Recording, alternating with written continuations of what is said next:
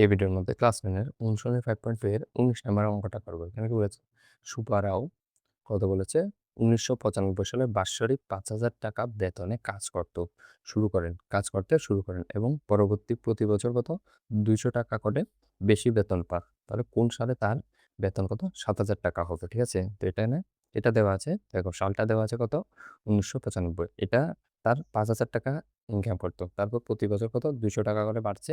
আর কোন বছর মানে কোন সালে তার বেতন কত 7,000 টাকা হবে, মানে 5,000 সাথে প্রতি বছর 200 করে বাড়ছে। তো ডট ডট করে কোন বছর 7,000 টাকা হবে? ঠিক আছে, মানে 7,000 এর এর ভ্যালু আমাদের বার করতে হবে। তারপরে এর ভ্যালুটা এটার সাথে যোগ করতে হবে, কারণ সালের সাথে এন যোগ করলে তো বছরটাও চলে আসবে। তো এটা কিভাবে করবো দেখো। প্রথমে সুতরাং সমান্তর পদ্ধতিটা কি হয়ে যাবে?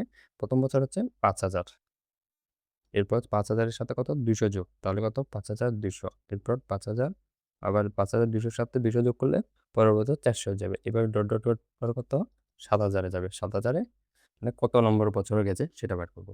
এখানে 7,000, তো এখানে সুতরাং এ ইজ ইকুয়াল টু কত 5,000।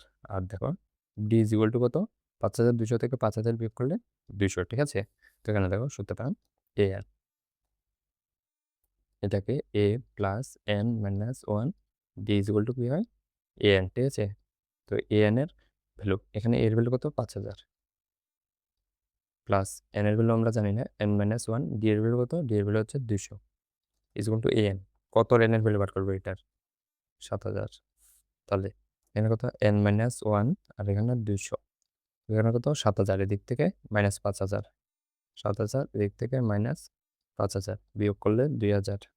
আর এখানে কত গুণ করলে 200 সাথে এন এর গুণ করলে 200 এন মাইনাস কত 200। তাহলে এন কি থাকবে 200 N is equal two 2,000 plus 200। তাহলে এটা কি হয়ে যাবে কত 200 এন ইজ ইকুয়াল টু 2,000 আর 200 মিলে 2200। তাহলে এখানে কত এন ইজ ইকুয়াল টু 2200, আর এখানে কত 200। দুইটা শূন্যর সাথে দুইটা শূন্য বাদ, 2 দিয়ে 22কে কাটলে কত 11। তাহলে সুতরাং এন ইজ ইকুয়াল টু 11 এসেছে। ঠিক আছে, তাহলে এবার দেখো, এবার যদি আমরা সেমভাবে সালের যদি সমান্তর পদ্ধতি বানাই, তো সালের কত প্রথম বছর হচ্ছে কত,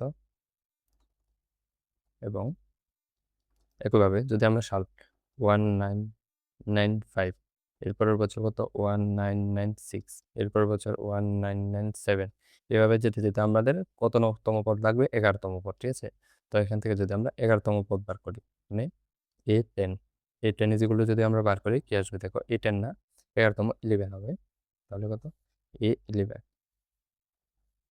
A11 যদি আমরা বার করি কি আসবে দেখো, প্রথম পদ কত এটা, তাহলে 1995 প্লাস এন মাইনাস ওয়ান, 11 থেকে 1 বিয়োগ করলে কত 10। ঠিক আছে, প্লাস প্লাস কি হয়ে যাবে এ ইন্টু কি থাকে ইন্টু ডি।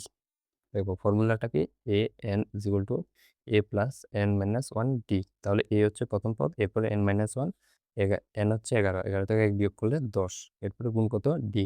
ডি এর ভ্যালু কত? এখানে ডিফারেন্স দেখো, ডিফারেন্স কত 1-এর ডিফারেন্স আছে, মানে 1। ঠিক আছে, তো এখানে কি হয়ে যাবে 1995 প্লাস 10। তো এখানে যদি আমরা যোগ করি কত আসবে?